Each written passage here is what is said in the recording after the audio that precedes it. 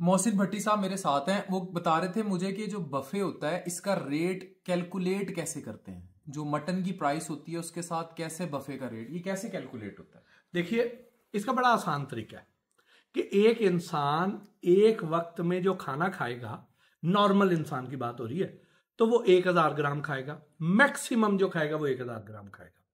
अगर कोई बड़ा ही कोई भूखा को वैशी आ गया है तो वो कोई 1200 1400 हद 1500 ग्राम खा लेगा, इससे ऊपर नहीं खाएगा।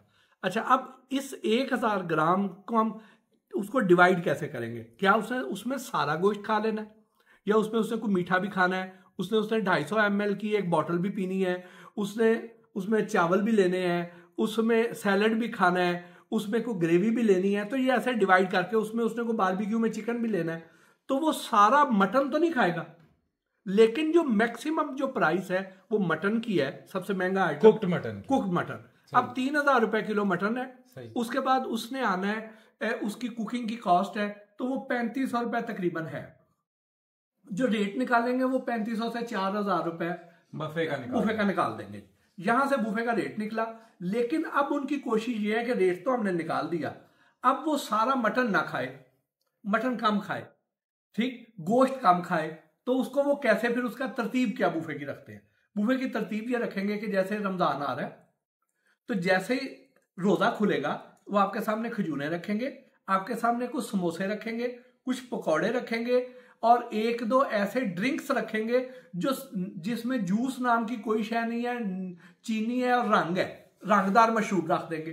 अब आपने वो पी लिए 2 गिलास, आपने वो पकौड़े खा लिए, आपने वो उनके समोसे या रोल खा लिए और खजूरें खा ली, आपने वो 500-600 ग्राम से तो वो खा लिया आपने, तो बस फिर मटन वाले अच्छा, तो बच गए। उसके बाद मटन वाले पैसे कम हो गए। फिर उसके बाद आगे जाएंगे तो वो जहां से आपने प्लेटें उठानी है ना, वहां पे उन्होंने उसके साथ सैलड रखा है।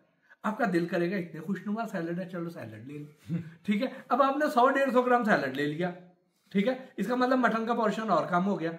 अब वो जो खाने की तरतीब है उसमें उसमें शुरू में उन्होंने बिरयानी रख दी है, चावल रख दिए। अब आपने अगर चावल खा लिए हैं और उसके साथ आपने पानी पी लिया है या कोल्ड ड्रिंक्स पी लिया है, वो चावलों ने अंदर जाके फूल जाना है, मटन हो गई, ठीक है। उसके बाद मटन का इम्कान और ज्यादा कम हो गया। उसके बाद फिर आपने आगे जाना है, तो आगे जाएंगे तो आगे ग्रेवियां हैं, उसमें उन्होंने कोई कढ़ाइयां रख देंगे, उसमें कोई बोनलेस हांडी रख देंगे चिकन की। अब इस तरह की चीजें आ जाएंगी, ठीक। तो अब वो खाएंगे तो मटन फिर पीछे रह गया। अब मटन उन्होंने बड़ा छुपा के रखा है, कम रखा है। तो अगर आपने बुफे के पैसे पूरे करने हैं तो फिर आपने क्या करना है? आपने वो जो 14-15 घंटे 16 घंटे का आपने रोजा निकाल लिया है ना, वहां पे आपने सादा पानी पीना, मीठा पानी नहीं पीना। खजूर खानी है खा लें, नहीं तो कोई बात नहीं। आप 4000 रुपए किलो की आप खजूर ना खाएं, ठीक है जी।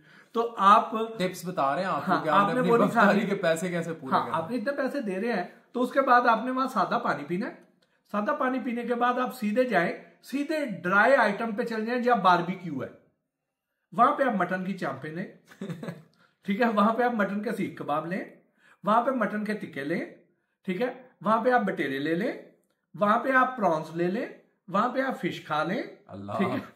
तो अगर आपने खाना है, आपने बुफे के पैसे पूरे करने हैं तो आपने उधर जाना है। बिरयानी आप पहले घर पे भी खा सकते हैं, दही भल्ले और पकौड़े आपको आराम से 200-300 रुपए में आप कहीं से भी लेके खा सकते हैं। वो 4000 रुपए देके तो उसमें ये पकौड़े और इन चीजों पे आइटम पे पैसे लगाएं। अब ये भट्टी साहब के टिप्स याद रखें मोहसिन साहब के, कि किस तरह जो है आपने अपनी अफ्तारी के पैसे पूरे करने, और अगर आप ये टिप्स याद रखेंगे तो फिर आपको 3500-4000 की इफ्तारी नहीं दुखेगी। हाँ, लेकिन आपके लिए ये भी है कि बहुत ज्यादा खाना नहीं खाना, खाना अपने ध्यान से है, पेट आपका अपना है। हाँ। लेकिन ये कभी कभार आपने इस तरह की कोई बदपरहेजी करनी है तो कर लें, लेकिन कोशिश करें कि कम खाना खाएं।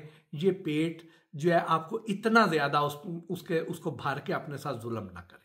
सेहत आपकी है। मैं वो कहते हैं रोजा तो रख लिया, वो कहते हैं किसी की शादी पे जाओ, प्लेट दूसरे की, पेट तो अपना है ना, वो देखते ही नहीं है। तो सेहत पहले है। Thank you very much.